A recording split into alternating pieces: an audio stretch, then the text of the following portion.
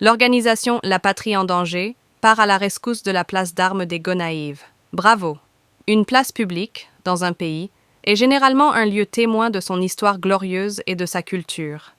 Elle peut aussi, si les générations successives, autorités et populations, lui accordent une grande importance en matière d'entretien et d'embellissement, offrir aux visiteurs du monde entier une atmosphère de fascination et de découverte. Voici quelques-unes des grandes places et sites historiques à visiter dans le monde.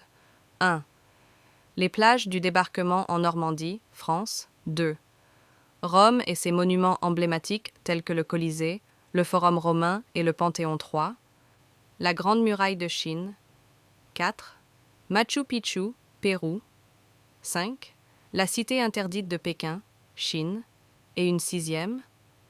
Cette sixième devrait être la place d'Armes, la place de la liberté aux Gonaïves, si elle avait été complètement achevée, bien construite et protégée par les autorités comme par la population. Elle aurait dû, par son architecture, reproduire la grandeur de l'épopée du 18 novembre 1803, qui sonna le glas du système esclavagiste mondial et ouvrit, le 1er janvier 1804, la voie à un nouveau paradigme politique et économique dans le Nouveau Monde. En 1950, le président Paul-Eugène Magloire avait exprimé la volonté de bâtir aux Gonaïves une grande œuvre pour magnifier l'acte de bravoure et de courage posé par nos vaillants ancêtres sur ce lieu solennel. La place d'Armes, la place de la Liberté, Gonaïves, le 1er janvier 1804.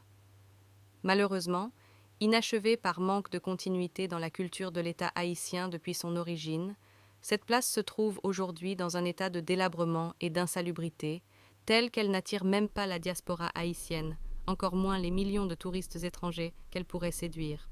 Ce lieu, par son importance historique, aurait pu, s'il avait été valorisé, constituer un atout majeur pour renforcer l'économie haïtienne déjà si fragile. L'espoir, cependant, demeure. Tout n'est pas perdu, car il existe encore, au sein de la population haïtienne, de véritables citoyens.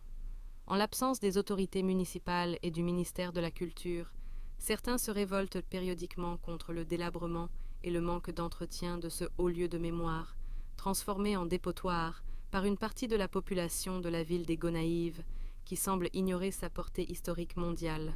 Heureusement, un groupe de vrais citoyens haïtiens, sous le label « La Patrie en danger », s'indigne, se révolte et s'organise pour redonner à ce lieu historique une image digne et propre.